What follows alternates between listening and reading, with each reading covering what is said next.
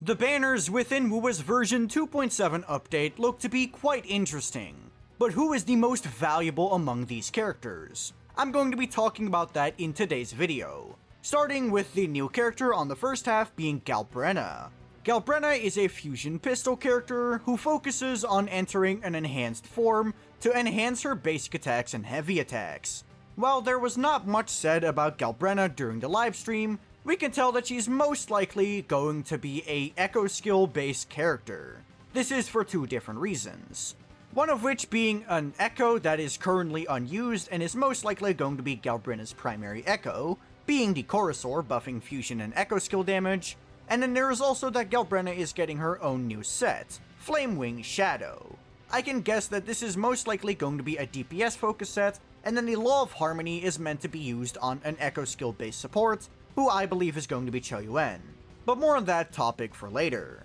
Galbrena is looking to be a very powerful fusion DPS character who is most likely going to be running a premium team of Qiuyuan and Shorekeeper, but because she's a fusion character and also an echo skill based character, she does have quite a bit of alternatives in terms of teammate options. First of all, there is a team with Frolova, either with Shorekeeper or Cantarella rounding out the team. These are both going to be very strong options for Galbrena, which are not her premium team. There's also the fact that because she's fusion, she'll be capable of running a mono fusion core with Brant Lupa or Mortefi Lupa. So trying to find a good teammate for your Galbrena isn't going to be hard. She's going to have plenty of options. The real question is whether you actually have these options. Because if you don't, trying to find an alternative is going to be hard to come by. Sure, you can try Lupa with some other random fusion character, but you're really not going to get the results that any of the premium options that I listed are going to get you. The falloff from getting Galbrena into a non-premium team is rather large, and this is simply because there are no 4-stars currently that really inhabit the echo skill niche. So Galbrena is not really a wise investment unless you're going to invest into the archetype more into the future or have already done your fair share of investment. Having the mono fusion team is a very good workaround to investing into the echo skill team because, well, the mono fusion team is most likely still going to be very powerful.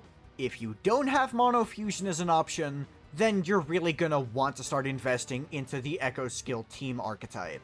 So she definitely has a ton of power behind her, but because you really need to have some invested premium characters already, I can't justify giving her an S tier in value rating, so I'm gonna play it safe here and give her an A.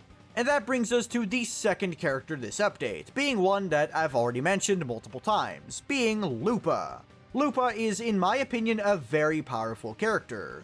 She is the quintessential fusion buffer, and essentially enables mono fusion to work as a solid team option for any fusion character in the entire game. Just name any fusion character, you're most likely going to be able to put them in a team that has Lupa in it.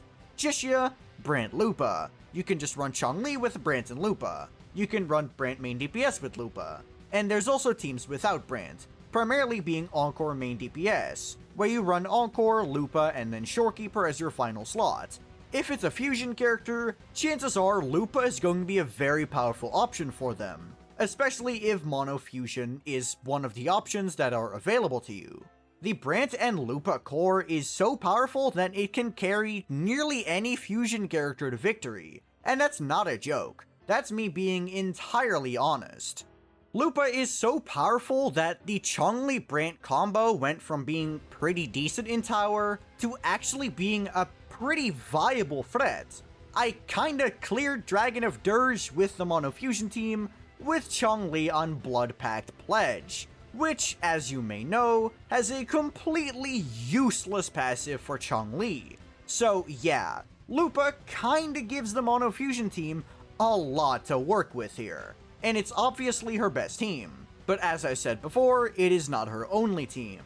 The mono fusion team is also one of the best teams for all of Whimpering Wastes, and while nothing is going to outmatch Frolova, it's definitely one of the biggest contenders against her. If you're looking to invest more into your fusion characters, Lupa is going to be one of the best investments you could make, but because she's so tied to one specific attribute that you may not have invested into, I can't really give her much more than an A.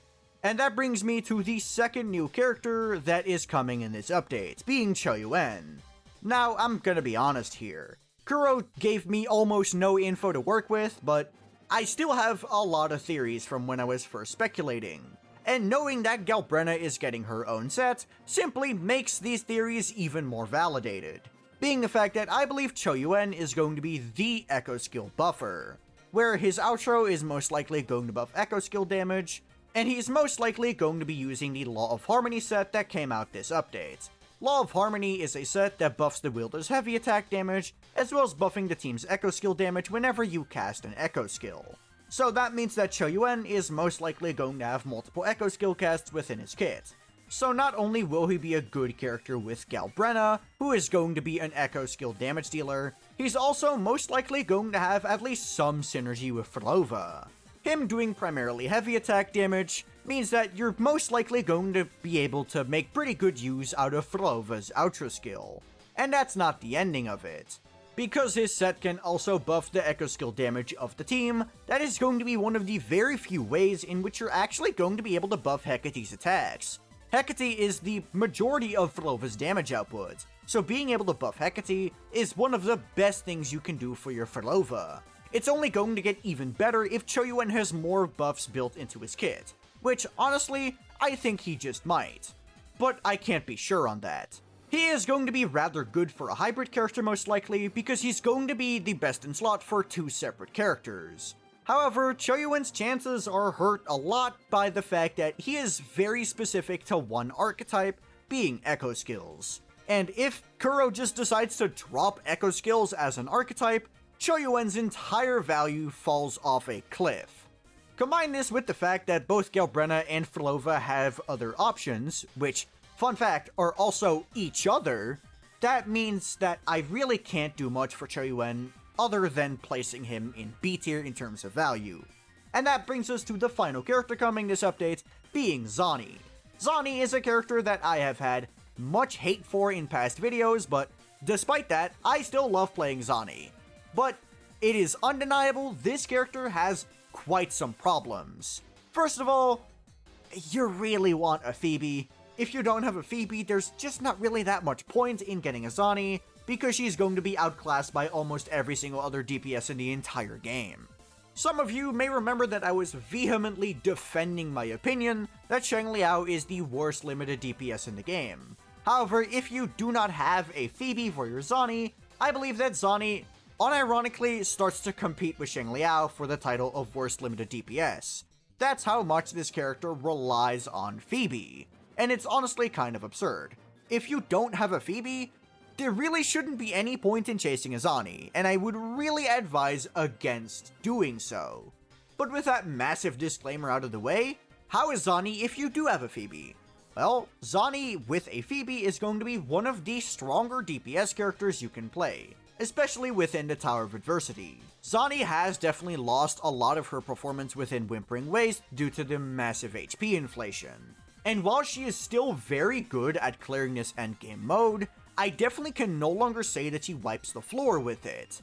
As for Tower, she's still a very good pick, but because of characters like Cardathea and Augusta coming out since her release, and just doing so much more damage than her, I can't really say that Zani's a top tier character in this mode either. Definitely one of the better characters, but I can't say that she's one of the best. However, all of this assumes that you're not comfortable with Quickswap. If you are comfortable with Quickswap, Zani actually becomes a menace to deal with.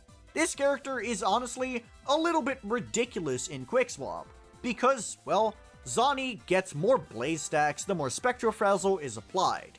And guess what? You're able to swap out of your Zani into a different character like Phoebe or perhaps Spectra Rover to apply more Spectrofrazzle and thus gain more blaze. And because you have more blaze, you'll be able to extend your rotation.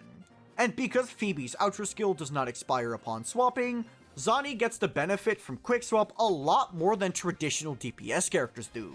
So if you want to make the most out of your Zani, this is definitely worth learning.